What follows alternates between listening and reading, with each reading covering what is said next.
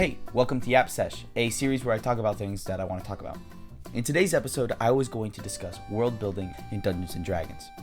Well, I wanted to take my favorite film franchise as a great example, which conveniently is Star Wars.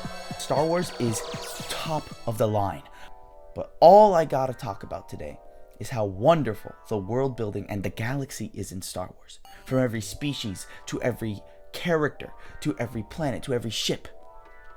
And as I was doing my yearly rewatch and reading through all the books, something came to mind. You want to know what it was? I don't know. The Star Wars galaxy sucks. I have come to the conclusion that the Star Wars galaxy might be one of the most horrible dystopian places to live in, especially as an average citizen. And I'm going to explain this in a really fun way through something that I used to do with my friends all the time back in middle school, which is what would happen if you got isekai'd into the Star Wars galaxy. So, let's take a gander, shall we?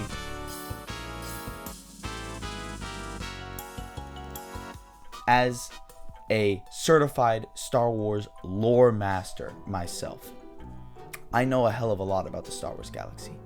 And I bet you everybody else who watches the series has that thrill, that want to fly across the galaxy at max speed, to take off on your own ship, make your way as a smuggler, even a Jedi, and fly across from planet to planet, defeating bad guys, and becoming a hero.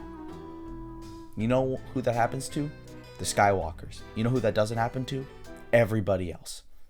Okay, so let me hit you guys with something. In the Star Wars galaxy, we got different eras, right? All of these different eras in Star Wars history are filled with strife, death, and sorrow on a mass degree. There's only like 30 years of relatively peace, and it isn't even good peace. If you had to hop into an era of the Star Wars galaxy, what would it be? People would say the Republic. Maybe after the Empire is defeated. I used to think this way. I used to be such a kind soul until Andor. Andor changed my mind. Me, a freak, a Star Wars freak, would say the High Republic. So, after the Ruusan Reformation, right, which is when the Jedi defeated the Sith and the Republic was like, we're gonna demilitarize, there was like 1,000 years of peace. During these 1,000 years of peace, all we know is that the Star Wars galaxy was expanding into the Outer Rim, and that there were new struggles and strifes that come with colonizing dead worlds. And as the Republic's doing all of this, they create something called the Starlight Beacon. And the Jedi during this period were acting as guardians of the galaxy. Alright? So the reason I'm giving you guys all that information is because after reading all the books, bro, it's a mess. Right? Unless you're living in the core worlds, it's a mess out in the Outer Rim. These crazy pirate guys used hyperspace as a weapon and blew up planet after planet. We see this in freaking Jedi Survivor. It's so foobar. So then it's like, damn, if you're gonna live your whole life in the Star Wars galaxy, and let's say you get isekai right before episode 1, bro, in the next 10 to 20 years, you're going to be uprooted and thrown into an actual crazy galactic civil war. You guys saw the opening of The Mandalorian. You saw what super battle droids actually look like when it's not animated, right? It's dangerous, it's horrible, and it's hellish. I'm talking crazy political divisions that can put 2024 election cycle to shame. But anyways, Clone Wars was easily one of the worst eras to live in the Star Wars galaxy. And then not to mention, the Clone Wars ended. The Empire. These guys seem pretty chill. Nuh-uh. Most of you guys, if you're a Star Wars fan, if you're not a Star Wars fan, then that's totally okay. But if you're getting into it, watch Andor. You gotta trust me on this one. Andor is crazy. It's super freaking good. But there's one scene in particular that made me even want to start this video. So in Andor, there's an episode where Andor, the guy, is literally just chilling in a tourist planet. It's like a water world, right? There's beaches and everything. And he's walking around And as he's walking around, a bunch of thieves run by him.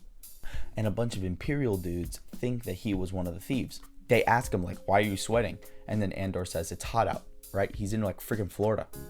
So Andor is then put, like, they tell him to stay put. And then as he starts to walk away, like a normal person should, a bunch of freaking K2 security droids just come in and arrest him. He's put on trial, and the trial doesn't even have a jury or anything. They just go 6 years, non-Empire compliance. Bro got 6 years in prison for being sweaty in Florida. I couldn't believe it. I was watching this, and I literally went, that's why people would rather die in an A-wing than, live in peace in the Empire, because there is no peace. Andor goes through this crap. He goes through a freaking prison, a prison that no one gets let out, and then he's thrusted into the galaxy. And the first thing he does, bro, I'm joining that rebellion. I would too, to be honest. I would see that and be like, okay, I got two choices: die in prison, live in fear, or the secret third option, fight for a cause, die for the rebellion, baby. Luke Skywalker is gonna be like, bro, we need to blow up the Death Star. I'll be like, I'm your right-hand man, bro. I'm your right-hand man. And I looked at that and I was like, dude, imagine how bad it is during the 4 years where the rebellion's in open war with the Empire. Probably even worse, to be honest. Age of the Empire is done. Battle of Jakku takes place, right? The Empire's defeated. Oh man, we're living in a time of peace. New Republic's in charge. It's gonna be good to go, baby. Have you seen The Mandalorian? Have you seen how bad the New Republic is in The Mandalorian? Mind you, this is an era of relative peace. So, if you're living in the core worlds or the mid-rim or anything of the sort, you're gonna be totally fine. But dude, everyone who lives in Section 8 in Star Wars, which is the Outer Rim, bro, it's over for you. Pirates, criminal syndicates. I'm talking so many pirates, so many criminal syndicates that the New Republic, whose military force is 12 X-Wings, is going to be like, damn it, we couldn't save your world. But there is some relative, good news in there, I guess. Watching episodes of The Mandalorian, you get to see that the galaxy is run by the freaking Bounty Hunters Guild, by all of these multinational actors that are doing crazy crap. But it looks like relative peace for normal people. Even the people who are being attacked by pirates. There's always options out there. But then I start reading more of the books. We don't know yet, but it looks like Thrawn's gonna come back and go freaking crazy. Go crazy. I don't know how bad that's gonna be. The Thrawn War. Freaking heir to the Empire over here, right? So I'm gonna even ignore that and go 10 years later. Let's say you get isekai'd and you actually find a comfortable place to live your life.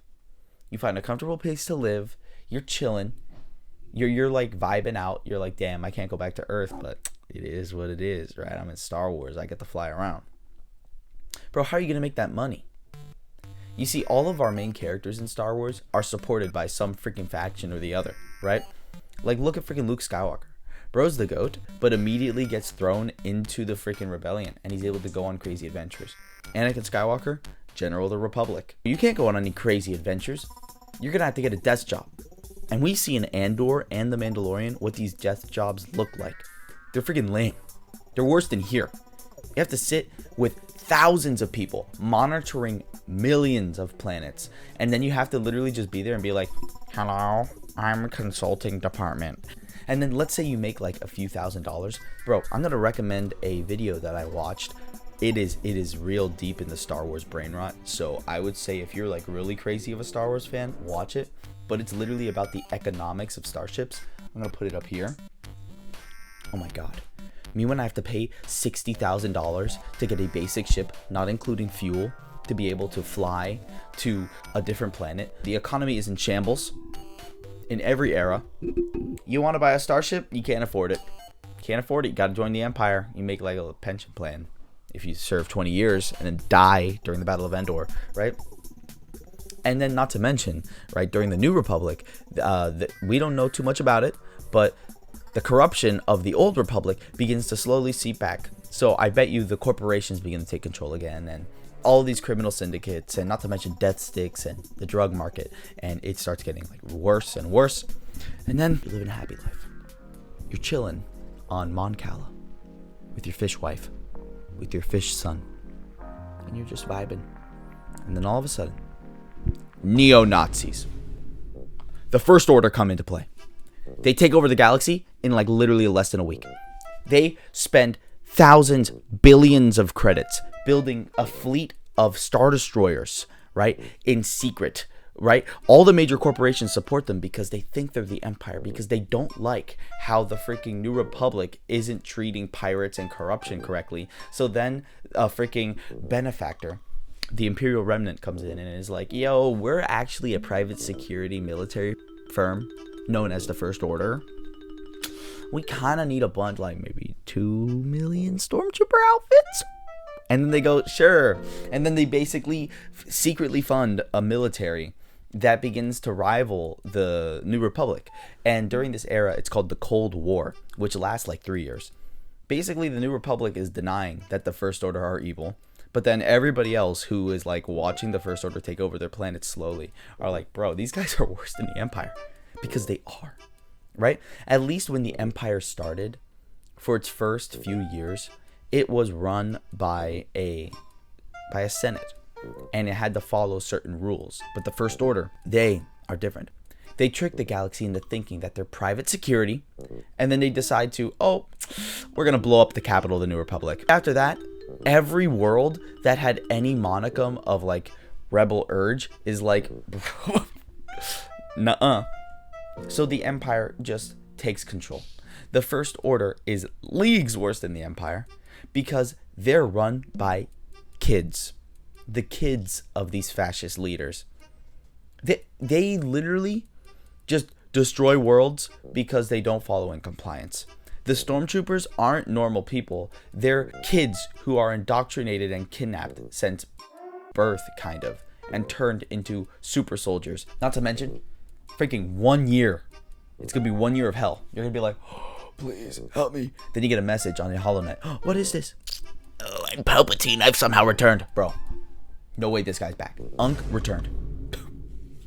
It's hell. Anytime. Literally, roll a d6, right? Boom, you get a 5. New Republic era. Get ready to get robbed. Okay, roll a d6. A 3. Sorry, bro. Age of the Empire. You're going to be arrested. Roll a d6. A 1. High Republic, bro. I don't know. Pirates are back. If the galaxy's not at war, you're going to be dealing with pirates. And mind you, this only covers the first, 60 years that are covered in the movies and comics. 100 years if you count the High Republic. 1,000 years before this? 2,000 years? 3,000 years? Oh my god.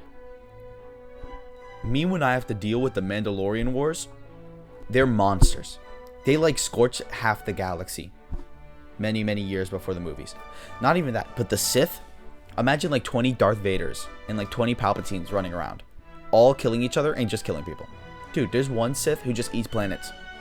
Bro, if I'm alive during that era, bro, I'm so finished. I really had the vibes to make this video and talk about how crazy the history and lore of the Star Wars galaxy is, because Star Wars Outlaws, right? I'm playing this game, and every 5 minutes you enter a different clan's territory, and then you're either attacked, or you have to pay a fee, or you have to pay a toll. You can't fly without being attacked by freaking 20 pirates, right? And then if you don't pay off the pirates, then you have to deal with the Pike Syndicate. And then I'm like, dude, living in the Outer Rim sounds like actual hell on earth. And playing that and having a great time being a freaking scoundrel, but then also thinking about it, living as an everyday person in the Star Wars galaxy must suck. And I think that's what makes the Star Wars galaxy super cool. You know, I make Dungeons and Dragons videos on this YouTube channel, and one of the things that I really like to talk about is connection with players, and as well as how settings can work with your story. That is going to be a video that I'm going to release soon. And I think the best example for me to look at and to recommend to you is Star Wars. Look at how all these people connect, how all the races interact. There's a lot of amazing videos on YouTube that talk about the lore of each Star Wars species, because Star Wars is just that cool. It has to have the best fictional universe in terms of depth, and it has to have one of the best species and ships and sci-fi rigmarole that I've ever seen. It's really a debate whether I like Lord of the Rings or Star Wars more, as both are master classes on how to do everything I just said. But I'm gonna pick Star Wars, because F it we ball, baby. Bro, pull up my lightsaber. I actually have it right here. You guys ready to see this? Call the Jedi Council. I'm going rogue. Bro, call my clone dudes. I'm about to fight in the Clone Wars. Jedi Master Justin. I'm just joshing. Alright guys, I hope you guys enjoyed today's video. I got a green screen. Am I going to use it? Probably not. This took freaking 10 minutes to put up. But you know what I am going to do? I'm going to put some like Coruscant background stuff. You guys are going to see it. It's going to be great. So, hope you guys enjoyed the video. I'm just rambling about the Star Wars galaxy and talking about it. I'll probably do another Star Wars video. I hope you guys enjoyed. See you guys in the next one. Make sure to like, comment, subscribe. Peace. And if you like the way I talk and you like my humor, check out my D&D channel. I think you guys will like it. Hope you guys enjoyed. Peace.